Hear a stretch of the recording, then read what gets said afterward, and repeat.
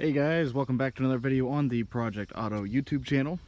And today, as we promised in the last two videos, we're going to be taking this 2019 Chevrolet Suburban out for a quick test drive and show you guys how it does on the road. So without further ado, let's go ahead and hop on in and get on the road. So one of the first things I do want to mention that I still like about the Suburban, the Tahoe, and the Silverado. You still have the good classic column shifter. I've always liked these. I think it frees up a lot of space here for leg room, more cup holders and stuff like that. Just gives you more room. Yeah, it gives you kind of a truck feel, but like I said, it just frees up all this room here.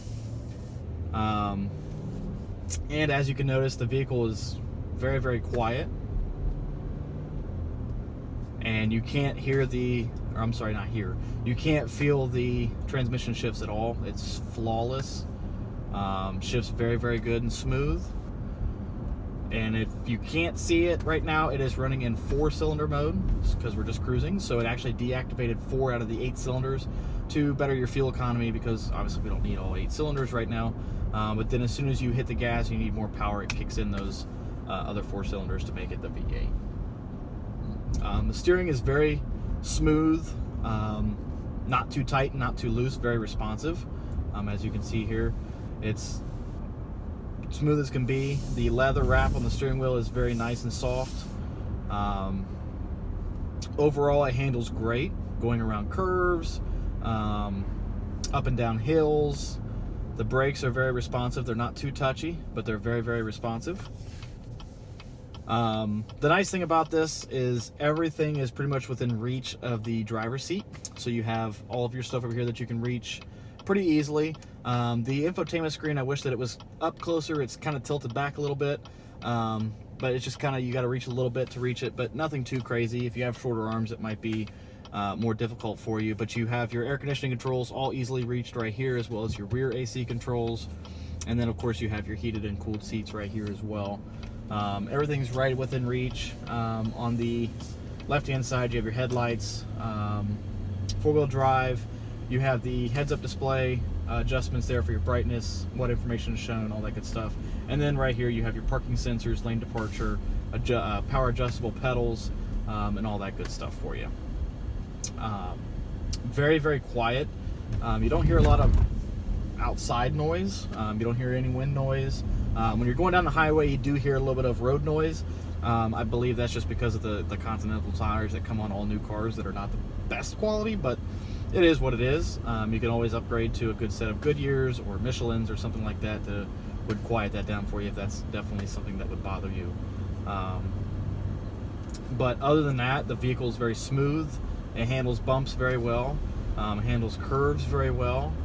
As you can see, I'm barely having to steer this thing, and it just kind of floats down the road.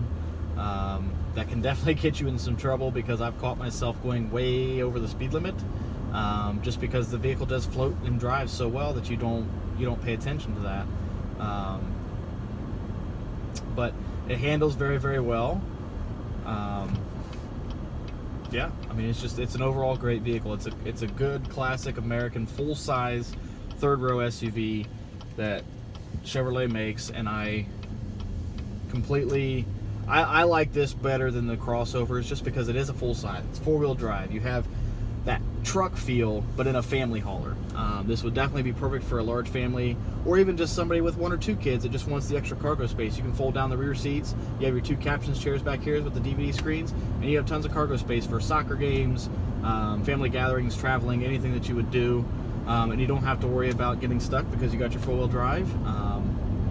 And being this large of a vehicle, you have tons of features to help you navigate the vehicle as far as parking and backing up.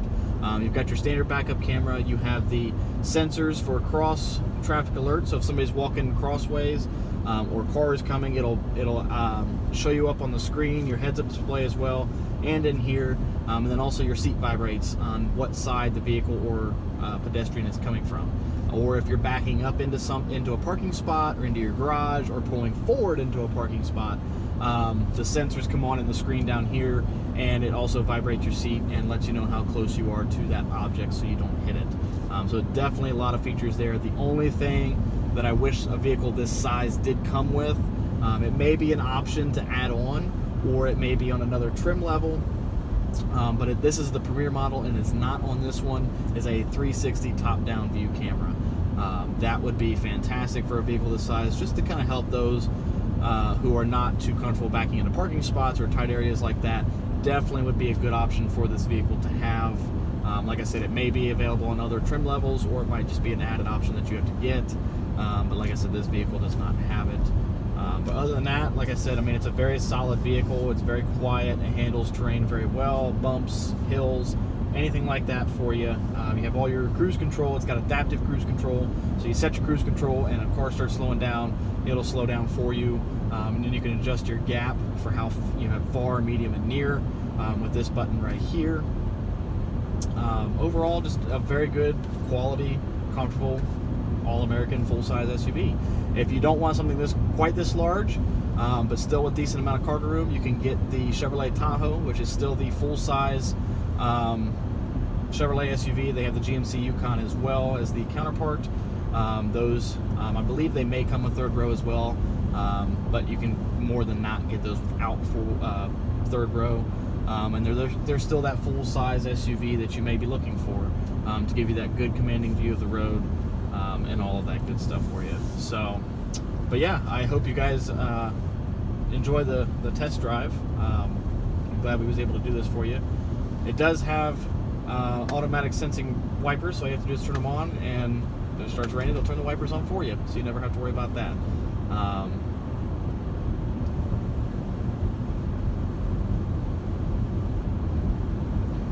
One of the other good things about the vehicle is, as well, as you have your heads-up display that you can adjust to have whatever information you want shown on there. You want your radio station up there, whatever you want up there, you can change it through these buttons over here.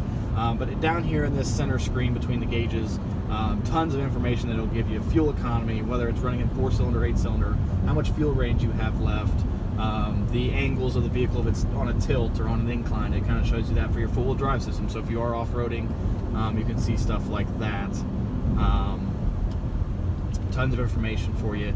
You have your trip computers, radio station information, navigation. You can have your navigation screen over here, so that way you're not looking over to your right onto this large screen. You can just see it right here and keep it in line of sight with the road ahead of you. So tons of neat features. Like I said, this would be a great family hauler. It's not terrible on gas, but again, it is a massive vehicle with a 5.3 liter V8 and a 6-speed automatic. So definitely a lot of things there to help get the best of your fuel economy. And again, it all depends on how you drive. If you're like me and you like to womp on it, then yeah, you're not going to get as good of fuel economy. But whatever the EPAs are, I will go ahead and put in the description. I'm not sure off the top of my head, but I managed to get anywhere on average from 15 to 17 miles per gallon. The best that I've gotten in this vehicle in the time that I've had it is 18.1. So I know those numbers may seem a little low, but for an SUV this size, that's actually very, very good. But again, it all depends on how you drive. You might be able to squeeze better than that. It just all depends at the end of the day of how you drive. And like I said, like me, I just like to womp on it and just see what this baby can do. And speaking of that, let's go ahead and see what it can do.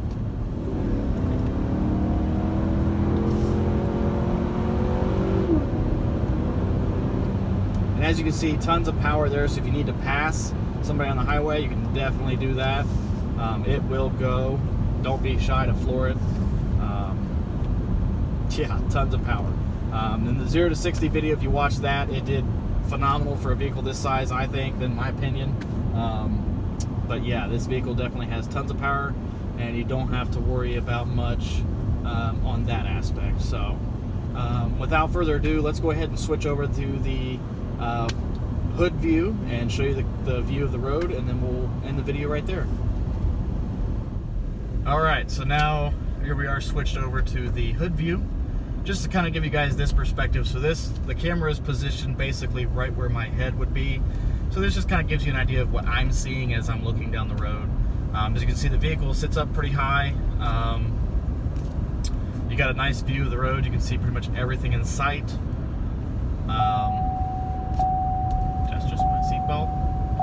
Nobody heard that. But yeah, I mean, the hood's not terribly large. It definitely really is. When you're trying to pull into a tight spot or get close up against something, it's kind of hard to judge it, but that's where those sensors come into play that I was telling you about. So don't ever be nervous with that. But again, this is a full-size American SUV, so you know what you're getting into. It's got that truck-like feel, but has the comfort of a crossover, is the best way to describe it. But yeah, I just wanted you guys to see what I see while I'm driving.